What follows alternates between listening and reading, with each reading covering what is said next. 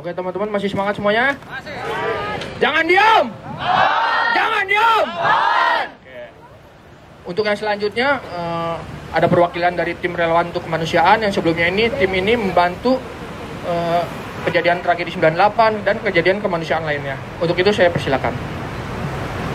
Terima kasih. Selamat pagi. Selamat pagi. Karena dengan pagi kita punya semangat untuk hidup. Oke?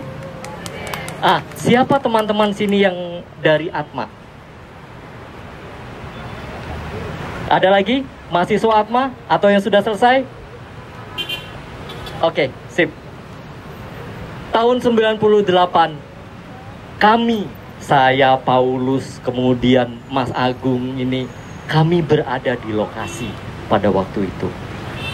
Ledakan pertama adalah pada saat sekitar jam 4 sore ya, waktu itu ya, Mas Agung ya. Sekitar jam 4 sore itu antara mahasiswa, masyarakat dengan aparat pada waktu itu. Benturan pertama adalah mahasiswa melempar dengan botol aqua, melempar dengan kayu, tetapi dibalas oleh aparat waktu itu dengan senjata. Tembakan ke atas itu tembakan dengan peluru tajam, tembakan ke bawah itu dengan peluru karet. Karena waktu itu instruksinya peluru karet. Ya, pada waktu itu, tahun 98. Kemudian benturan terjadi, ramai, dan kami pada waktu itu sempat lari ke depan untuk mengambil bekas-bekas selongsong peluru yang ada. Dan kami bisa membuktikan bahwa peluru yang selongsong itu adalah peluru tajam, bukan peluru karet. Kami punya bukti untuk itu pada waktu itu. Kami tim relawan kemanusiaan pada waktu itu di bawah Romo Sandiawan ya.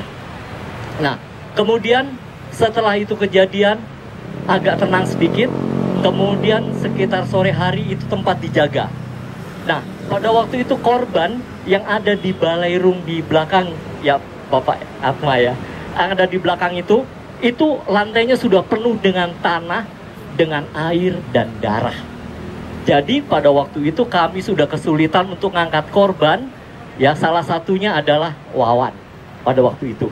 Ya, kami sudah kesulitan mengangkat korban, ditambah lagi dengan ledakan gas air mata.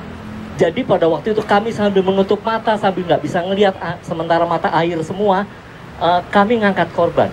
Dari situ kami pindahkan korban ke belakang. Kenapa? Karena di depan dijaga, tidak boleh ada kendaraan satupun yang masuk atau keluar pada waktu itu. Nah, setelah jam 5, jam 6 sore, baru beberapa ambulan diizinkan keluar dari Rumah Sakit Jakarta dan dari Atma pada waktu itu. Kemudian sekitar jam 8, jam 9 malam, waktu itu Mas Agung udah pulang, sudah kembali, sementara Mas Paulus ini jaga di posko Karoles.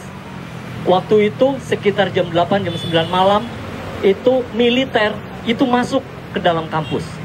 Dan dibuktikan dengan di pos sampai sekarang masih ada ya Pak ya, bekas-bekas pelurunya ya. Dan mereka menembak dengan peluru tajam. Pada waktu itu beruntung ada 3 orang atau 5 orang saya lupa, itu di depan kami. Dia maju ke depan, dia taruh senjata dan dia bilang tembak kami dulu sebelum tembak mereka. Pada saat itulah mereka mundur.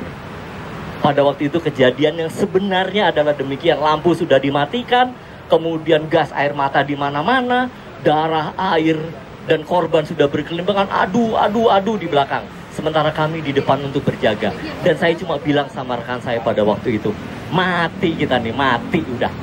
Tapi ternyata dengan bantuan 5 orang marinir, saya sebut nama ya, saya sebut institusi, marinir pada waktu itu 5 orang di depan kami, dia yang meletakkan senjata dan dia berkata seperti itu, tembak kami dulu sebelum tembak mereka. Pada saat itulah mereka semua mundur. Dan pada saat itu semua berangsur-angsur tenang. Saya cuma berharap dengan acara ini yang semoga semakin besar dan semoga semakin banyak diketahui orang, kita semakin berani untuk menghadapi hal-hal seperti itu. Dan jangan sampai kejadian ini terulang kembali pada adik-adik semua. Cukup di angkatan kami yang merasakan. Kira-kira begitu. Baik, terima kasih rekan-rekan semua. Selamat sore.